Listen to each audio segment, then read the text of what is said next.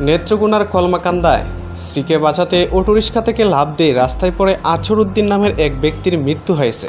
বৃহস্পতিবার 14 আগস্ট দুপুরে উপজেলার লেঙ্গুরা বাজার এলাকায় এ ঘটনা ঘটে। নিহত আছরউদ্দিন উপজেলার কারণ ইউনিয়নের বটতলা গ্রামের মৃত তহুর উদ্দিনের ছেলে।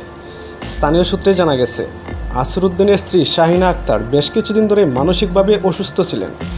বৃহস্পতিবার দুপুরে বটতলা এলাকা থেকে আছরউদ্দিন একটি ব্যাটারি চালিত অটোরিক্সা করে স্ত্রীকে নিয়ে শ্বশুরবাড়ি কেবলপুর গ্রামে যাচ্ছিলেন।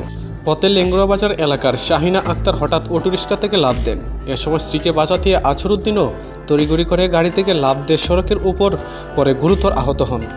পরে স্থানীয়রা সেখান থেকে তাকে উদ্ধার করে উপজেলা স্বাস্থ্য কমপ্লেক্সে নিয়ে গেলে কর্মরত চিকিৎসক মৃত ঘোষণা করেন। কলমাকান্দা থানার ভারপ্রাপ্ত কর্মকর্তা ওসি মোহাম্মদ লুৎফুর রহমান বলেন, খবর পেয়ে ঘটনাস্থলে পুলিশ পাঠানো হয়েছে।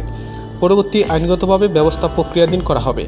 তবে স্ত্রীর প্রতি এমন মহান আত্মত্যাগের বহিঃপ্রকাশ স্মৃতি হয়ে থাকবে। আমি রাহুল, আপনারা দেখছেন RS নিউজ।